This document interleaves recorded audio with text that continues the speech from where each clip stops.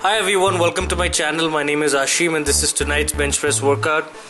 I've spent the last 8 years avoiding most pressing movements, and I just recently decided to focus on the bench press in addition to training my deadlift for maximal strength.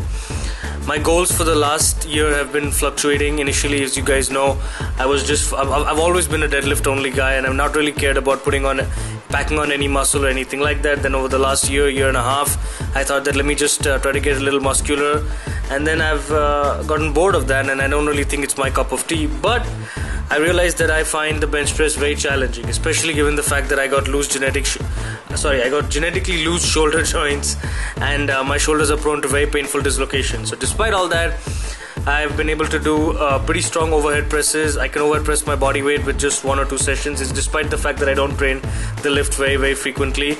So with all this, I thought, you know what, I find that with the overhead press there's like a ceiling, and with the bench press I've not really hit that ceiling. So I wanna invest my time. I want to spend the next how many years it takes to get proficient on the bench press. So that's the goal that I set up, and in fact I made this my new goal just a few weeks before I got the dengue-like viral infection. So going into this workout, I was a bit apprehensive and anxious that my strength level has drastically reduced.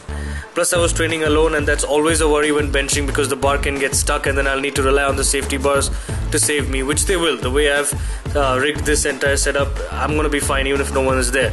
But it's always a little unnerving, especially coming back from an infection.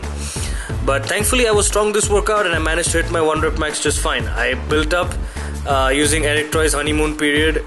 I built up my 1 rep max. I worked up to my 1 rep max of 100 kilos.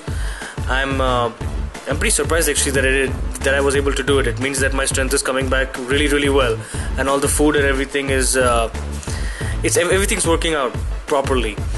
For those of you who are interested in Eric Troy's Honeymoon period, I've dropped the link in the description to this video.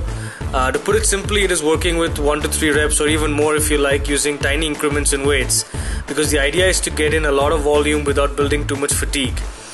I will keep using this method of progression till it wears out. After that I'll switch to something a bit more aggressive, maybe working more with heavier singles and pushing the limit of my maximal strength. I'm not really gotten into the heavy aspect of it. I have to train around my bench press given my shoulder history.